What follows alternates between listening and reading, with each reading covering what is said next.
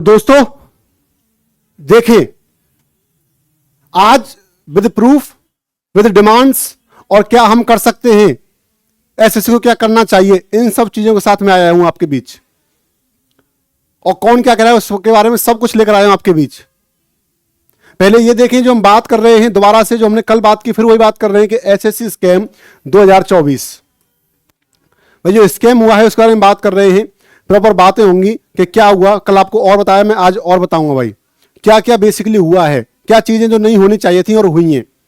तो सबसे पहले मैं बात कर लेता हूं छोटी सी चीज के बारे में कि जो आज सुबह 11 बजे हम लोगों ने की, बेटा हमने ट्विटर पर कैंपेन चलाया सुबह 11 बजे और आप लोगों की हेल्प से बेटा ये कैंपेन ट्रेंडिंग में रहा भाई।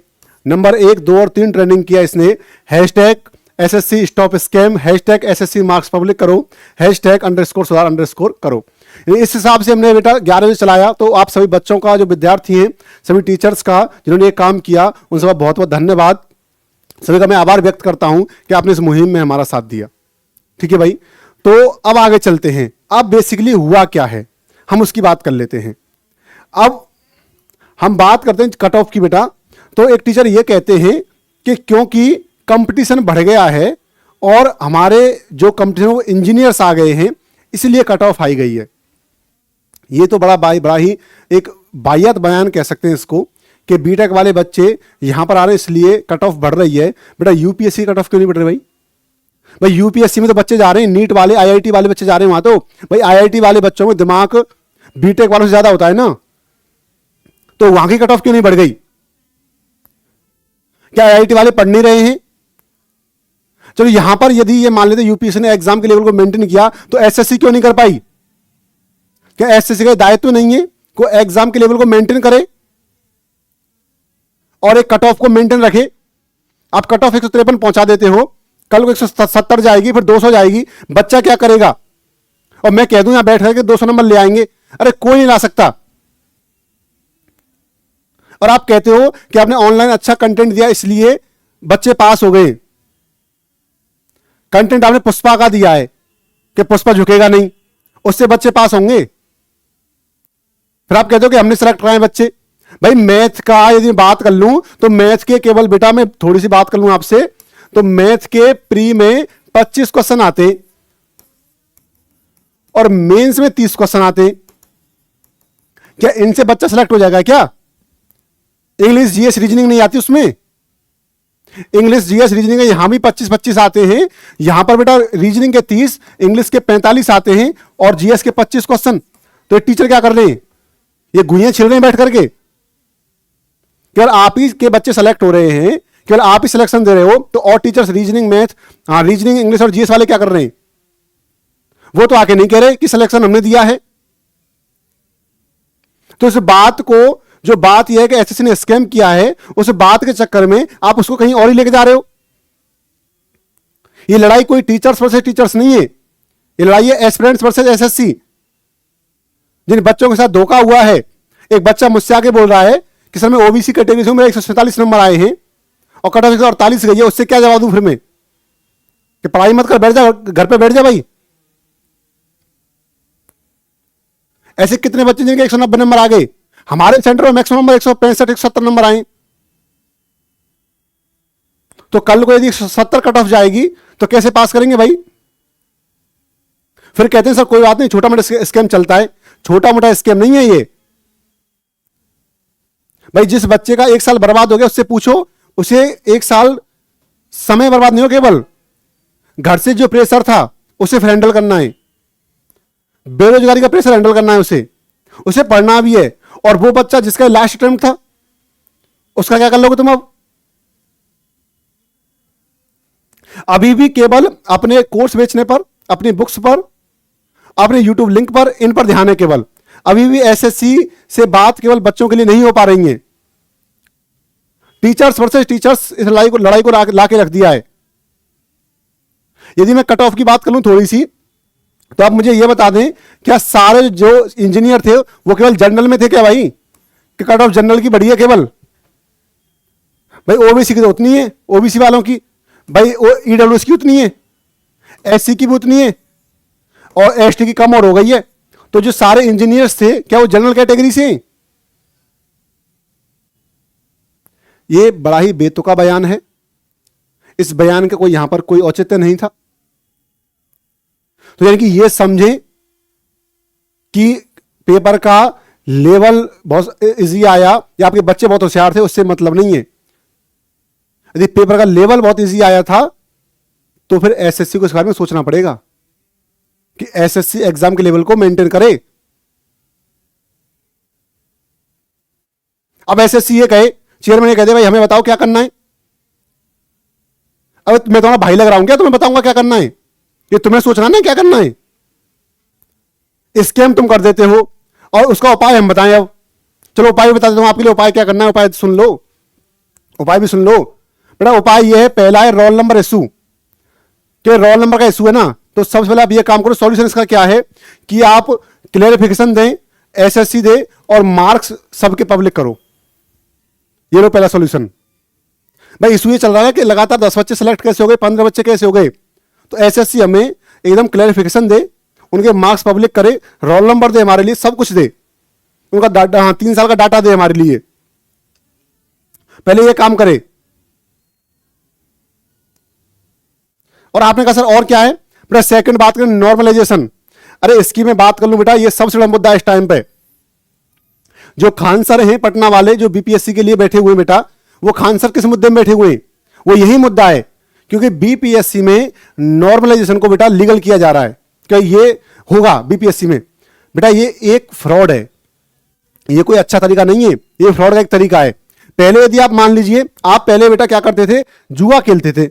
सिंपल सी बात समझे, पहले आप जुआ खेल रहे थे तो घर वालों ने आपको मारा, आपको जुआरी कहा। अब सरकार ने एमपीएल, लूडो, रमी और पता नहीं कौन कौन से प्लेटफॉर्म चला दिए। अब ये जो जुआ है वो लीगल हो गया। तो ये जुआ क्या है? ये नॉर्मलाइजेशन वही तो है, ये बिल्कुल है। भाई आप समझें कि आप किसी बच्चे का अपने नंबर बढ़ा दिए, तो कोई पैटर्न बताएं आप किस पैटर्न में नंबर बढ़ाए हैं। केवल इस शिफ्ट का इजी पेपर आया था, किस पैमाने से आपने माना इजी है कि हार्ड है? तो नॉर्मलाइजेशन एकदम बहुत बड़ा स्कैम है, और ये स्कैम है बिल्कुल, और इसके खिलाफ आवाज उठेगी।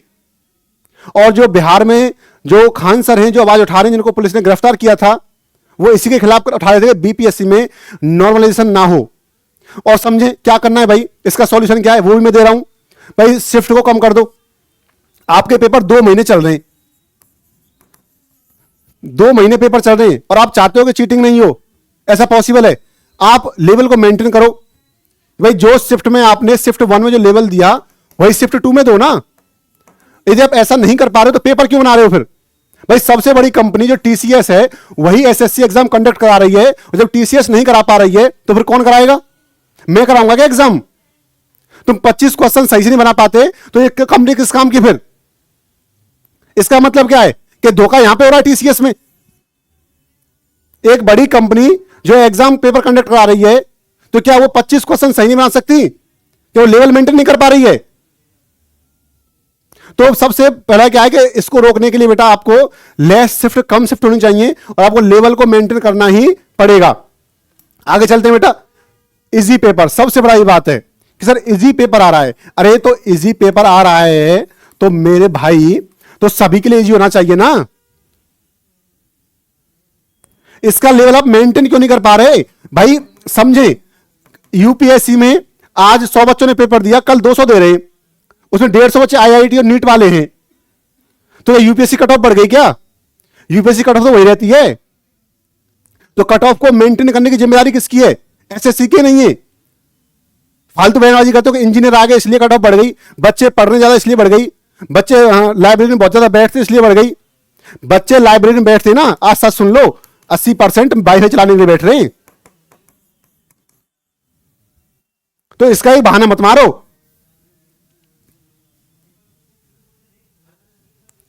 कि यहां पे हो रहा है। और एक और बात देखें, सेम सिलेबस सेम लेवल। भाई आप यदि एमटीएस के लिए कर रहे हो, आप सीएचएसएल के लिए कर रहे हो, आप सीजीएल दे रहे हो, आप स्टेनो दे रहे हो, चलो स्टेनो मैथ नहीं आती हटा देते हैं, आप जीडी दे रहे हो, सभी का सिलेबस सेम है। जब एग्जाम्स के लेवल अलग अलग है, आप यहां से हवलदार बनते हो, यहां से आप क्लर्क बन रहे हो, यहां से आप इंस्पेक्टर बन रहे हो, यहां से आप वो बन रहे हो, आर्मी में जा रहे हो, तो एग्जाम के लेवल सभी की पोस्ट अलग है, तो एग्जाम भी तो अलग अलग होना चाहिए ना। एग्जाम का पैटर्न दोनों में सेम है। इसका मतलब क्या है कि गलती हो गई, सिलेबस सेम कैसे हो सकता है भाई, और सेम पेपर कैसे आ सकता है, सेम लेवल कैसे आ सकता है? सीजीएल वाला बच्चा भी पेपर दे सकता है और सीएचएस वाला, दोनों का लेवल सेम है। तो इसलिए पहले सिलेबस और एग्जाम के लेवल में डिफरेंशिएट करो कि क्या होगा। सीजीएल, एमटीएस और सीएचएसएल का एक लेवल नहीं हो सकता। और बात कर लें दूसरी, रुको भी देखो, प्रॉब्लम नंबर 5 क्या है बेटा, ये बहुत बड़ी प्रॉब्लम है। क्या अब सेंटर्स पर एक अच्छे कीबोर्ड नहीं मिल सकते? कीबोर्ड में कितनी समस्या आई, माउस की कितनी समस्या आई, कीबोर्ड की समस्या कितनी आई? मतलब बच्चा पेपर देने जा रहा है, वो घर से कीबोर्ड लेके जाए क्या अपने? क्या चाहते हो, बच्चा माउस लेके जाए पेपर देने के लिए? तुमसे एक माउस, एक कीबोर्ड नहीं दिया जा रहा। और समस्या क्या है, जो आपका प्री प्लस मेंस में गैप है वो फिक्स नहीं है। कभी जनवरी में, कभी फरवरी में, कभी दिसंबर में, कभी 2 महीने बाद, कभी 3 महीने बाद। इन प्रॉब्लम्स को कौन सुनेगा इनको? इन सब प्रॉब्लम्स को सुना जाए और इन सब प्रॉब्लम्स को फिक्स किया जाए। प्रॉब्लम बता रहा हूं, साथ साथ में उपचार बता रहा हूं कि क्या क्या रोकथाम के हो सकते हैं। बच्चों के भविष्य को बर्बाद मत करो। मैं समझा रहा हूं एसएससी को क्लियर, कि एसएससी अपना लेवल मेंटेन करे, कट ऑफ को मेंटेन करे। क्योंकि इस बार जिस बच्चे के नंबर 152 आए वो रह गया, अब वो मेहनत करेगा, अगले 163 आएंगे फिर रह जाएगा। क्या बच्चे का काम यही है कि तैयारी करता रहे? टीचर आकर बोल देता है कि भाई मैंने ये पढ़ाया, तो बच्चा जिंदगी भर तैयारी करेगा वहां के? इस फर्जीवाड़े से बचिए सबसे पहले। तो अगली बात कर लेते हैं कि हमारी डिमांड क्या क्या है। डिमांड सुन लें आप। डिमांड क्या है कि सबसे पहले जो मार्क्स है पब्लिक करो भाई, जिसके जितने नंबर आए पब्लिक करो। सबसे पहली और प्रमुख डिमांड यह है कि जिसके जितने नंबर आए हैं, हमें जो आप 10 बच्चे दिखा रहे हैं उनको पब्लिक कर दो भाई, कि किसके कितने नंबर आए। तो पहली डिमांड है कि हमारे जो बच्चों के नंबर हैं सभी के नंबर पब्लिक करो। क्यों हमारा बच्चा 152 वाला सेलेक्ट नहीं हुआ और आपका 68 नंबर वाला सेलेक्ट हो जाता है? फिर कहते हैं हैंडीकैप्ड है। अरे हैंडीकैप्ड इस टाइम पर फ्रॉड है एक। लाओ 20,000 रुपए, मैं तुम्हें मानता हूं सर्टिफिकेट। क्या एसएससी का हिदायत तो नहीं कि उसको चेक करे? फिर एसएससी बोल देते हैं कि जब डीबी होगा, डॉक्यूमेंट वेरिफिकेशन होगा, तब चेक कर लेंगे। अरे तब तक वो बाहर हो जाएगा, और उसकी वजह से कितने बच्चे बाहर हो गए उसे कौन देखेगा? हैंडीकैप्ड सबसे बड़ा फ्रॉड है इस टाइम पे। मुझे दो आप 20,000 रुपए, मैं बनाता हूं अभी उसका सर्टिफिकेट। और 77 नंबर लाके बच्चा पास हो गया, और इसमें से 152 घर बैठा है अपने। अरे मैं थोड़ी सी और बात कर लूं, 1 मिनट, कि एमटीएस की बात कर लूं। इसका तो हाँ पोल खुल गई है इसकी। तो ये एक सेंटर है, इस सेंटर के पास एक बिल्डिंग है। इस बिल्डिंग से यहां पर तार गया, यहां पर बायोमेट्रिक कराई बच्चों की, और जब खुला तो पता चला कि एक सीट के 10 लाख रुपए। इधर रेट फिक्स हो गई है कि एक सीट के 10 लाख रुपए एमटीएस में, तो सीजीएल में 30 लाख रुपए। और जिसके पास पैसा नहीं वो क्या करे? वो अपने घर जाके खेती करो, और नहीं है तो कहीं बेलदारी करो, तैयारी मत करो बस। यानी कि ये फिक्स हो गया कि भाई यदि एमटीएस है 10 लाख रुपए, यदि सीजीएल है तो 30 लाख रुपए। और जिस बच्चे ने सपना देखा है कि मैं अपनी गरीबी दूर करूंगा ना कुछ पैसों में कोचिंग की फीस दे करके, वो बच्चा क्या करे? वो बच्चा घर जाके अपने खेती करे, बेलदारी करे। वो सरकारी नौकरी प्राप्त नहीं कर सकता, क्योंकि यहां तो स्कैम चल रहा है। इसको देखेगा कौन? इसको मैं देखूंगा क्या कि एसएससी देखेगा इसको? और डिमांड नंबर 2 क्या है हमारी, कि मेंस जो हो वो हमारी एक शिफ्ट में हो भाई। हम मेंस में फ्रॉड बर्दाश्त नहीं कर सकते। और आप समझे बेटा, सबसे बड़ी चीज क्या है कि यदि मैंने आपसे 25 लाख रुपए लिए हैं किसी ने आपसे, तो पोस्ट तक के लिए हैं, सिलेक्शन के लिए हैं, तो जो बच्चों का प्री क्वालिफाई हुए ना, इससे अलग मत हटो, इसमें साथ आ जाओ। क्योंकि मेंस में कुछ नहीं होना है फिर, कि मेंस तक के पैसे ले लिए गए। तो सबसे पहले यह कि मेंस को एक शिफ्ट में कराएं, 1 शिफ्ट में। एग्जाम लेवल को मेंटेन करें भाई। जो एग्जाम है बेटा, एग्जाम का जो लेवल है उसको मेंटेन किया जाए। यदि एग्जाम का लेवल मेंटेन नहीं होगा तो कट ऑफ बढ़ेगी, और एसएससी बोल देगा कि पेपर इजी आया था। पेपर इजी आया था, पेपर हार्ड आया था, इससे मतलब नहीं है। मतलब है कि कट ऑफ को मेंटेन करो, और कट ऑफ को मेंटेन आपको करना पड़ेगा। समझे इस चीज को। चौथी डिमांड क्या है कि जो बच्चे ऑलरेडी सेलेक्ट हो चुके हैं, 12-13 बच्चे हैं बेटा, उतना ही वेटिंग लिस्ट में डालो भाई, कि यदि उनको वहां पर सीट मिली है और अब 24 में मिली, 24 सीट हो, 23 को खाली कर दो और वेटिंग लिस्ट निकालो उनकी। तो ये 4 डिमांड हमारी एसएससी पूरा करेगा भाई। और याद रखना बेटा, और एसएससी से बोल रहा हूं कि यदि डिमांड पूरी नहीं हुई तो ये थमेगा नहीं, ये जलजला उठाए आगे तक जाएगा। जब तक तोड़ेंगे नहीं तब तक छोड़ेंगे नहीं, इस बात को लिख लेना। क्योंकि बच्चों के भविष्य के साथ कोई खिलवाड़ बर्दाश्त नहीं होगा। अब चाहे वो कोई टीचर हो, चाहे वो पैसे लेकर किसी का प्रमोशन कर रहा हो, कुछ कर रहा हो, उससे फर्क नहीं पड़ता। यदि बच्चों के फ्यूचर के साथ कुछ सवाल उठेगा तो बर्दाश्त नहीं किया जाएगा। और देखें, अच्छा अब मैं थोड़ा सा आपसे बात कर रहा हूं भाई कि सेटिंग कराने के कितने पैसे ले रहे हैं भाई। अगर तुम्हारी कभी जिंदगी में सेटिंग खुद की नहीं हो पाई और तुम बच्चों से पैसे ले लो सेटिंग कराने के, फिर तुम सेटिंग कर लो अपनी। बता दो किसको देने भाई, हमें 25 देने हैं, 30 देने हैं, हमारे बच्चों से कह देंगे भाई पढ़ो मत तुम, ऐसा करो 25-30 लाख रुपए किसी को दे दो और काम हो जाएगा। बता दो किसको देने, नंबर दे दो हमारे लिए भी, हम भी अपने बच्चों को जुगाड़ बिठा दें भाई, हमें वहां फ्यूचर सिक्योर कर दें। ये चाहते हो ना। अब मैं और बात करूं, थोड़ी सी रुको, मैं बीपीएससी की बात करता हूं। बेटा बिहार वाले जो बच्चे हैं जो बीपीएससी में आंदोलन कर रहे हैं, भले ही हम बिहार में नहीं है लेकिन बिहार वालों के साथ हैं, हम खान सर के साथ हैं, हम अभनय सर के साथ हैं। अभनय सर का सबसे पहले मैं बहुत धन्यवाद करना चाहूंगा कि जिन्होंने इस बात को सबसे पहले उठाया। मैं उन सब टीचर्स का धन्यवाद करना चाहूंगा जो इसके साथ आए।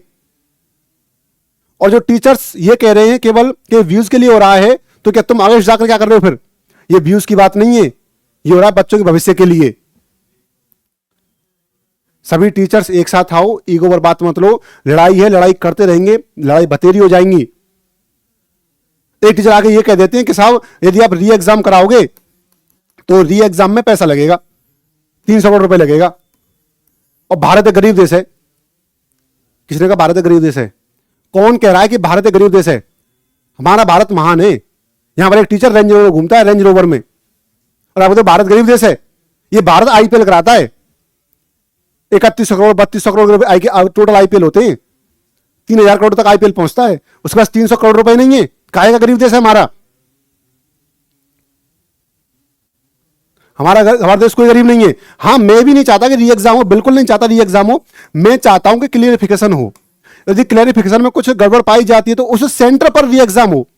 मैंने लास्ट वीडियो में भी कहा था, फिर कह रहा हूं कि मैं री एग्जाम के साथ नहीं हूं, लेकिन मैं ये चाहता हूं क्लियरिफिकेशन मिले, और जहां पर ये गड़बड़ी पाई गई है वहां पर दोबारा उस सेंटर का कराया जाए। क्या कराया नहीं गया था 2017 में? कराया गया था ना उसी सेंटर का, तो ऐसे कराओ।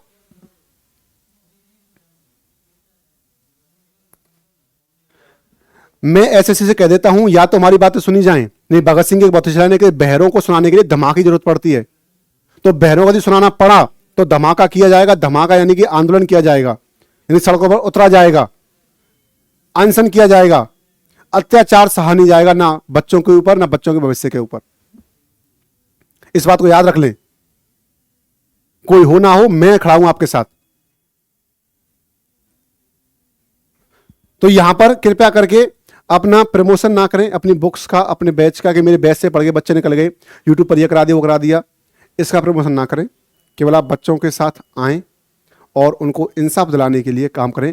और मैं फिर एक बार इन सभी टीचर्स का बहुत धन्यवाद करूंगा, उनसे बच्चों का जिन्होंने 11 बजे ट्विटर पर आकर के ये हैशटैग ट्रेंडिंग कराया। हम 1 2 3 नंबर पर ट्रेंडिंग किया हमारा हैशटैग। मैं धन्यवाद करूँगा अभनय सर का जिन्होंने इस मुहिम को सबसे पहले उठाया। मैं धन्यवाद करूँगा आदित्य रंजन सर का, या जो भी जितने सर थे जिन्होंने इसको उठाया। ठीक है भाई, तो सभी का बहुत बहुत धन्यवाद करूँगा। लेकिन ये चाहूँगा कि सभी टीचर्स एक साथ आएँ, जो टीचर्स साथ नहीं है वो भी टीचर्स एक साथ आएँ। ये कोई टीचर्स की लड़ाई नहीं है, ये बच्चों के भविष्य के साथ जो हो रहा है उसकी लड़ाई है। ठीक है भाई, तो मैं यही बात कहूँगा आपसे। और जो बीपीएससी में जो नॉर्मलाइजेशन है उसके अगेंस्ट हैं हम, बिहार वाले बच्चों के साथ हैं। तो जो बच्चे बीपीएससी में नॉर्मलाइजेशन को लेकर के समस्या में हैं, आप याद रखें कि उनके साथ हम हैं। भले हम बिहार में नहीं हैं, लेकिन बिहार के बच्चे हैं, उनके साथ हैं हम। यदि हमें जरूरत पड़ी तो हम बिहार भी आएंगे और धरना देंगे, लेकिन आपके साथ हैं हम। तो खान सर के साथ हैं भाई, हम खान सर के हम साथ हैं। हम भी यहां पर नॉर्मलाइजेशन के खिलाफ हैं भाई। ये एक फ्रॉड है, ये कुछ नहीं है, एकमात्र फ्रॉड है। इस फ्रॉड को अब बीपीएससी में जारी नहीं होने देंगे और मैं चाहता हूं कि ये खत्म ही हो जाए अब। तो मैं आज इसी के साथ खत्म कर रहा हूं, लेकिन ये खत्म नहीं हुआ है अभी। ये वीडियो खत्म कर रहा हूं, ये जरूरत पड़ी तो शाम को फिर आऊंगा लाइव और फिर वीडियो बनाऊंगा। जब तक एसएससी हमारी डिमांड पूरी नहीं करेगा, एसएससी को गिरा के रख देंगे। या तो एसएससी हमारी बात मान ले, नहीं एसएससी को झुकना पड़ेगा, क्योंकि अब टीचर्स फायर मोड में, वाइल्ड फायर मोड में आ गए हैं। टीचर्स अब वाइल्ड फायर मोड में हैं, एसएससी को झुकना पड़ेगा। इस बात को याद रखना।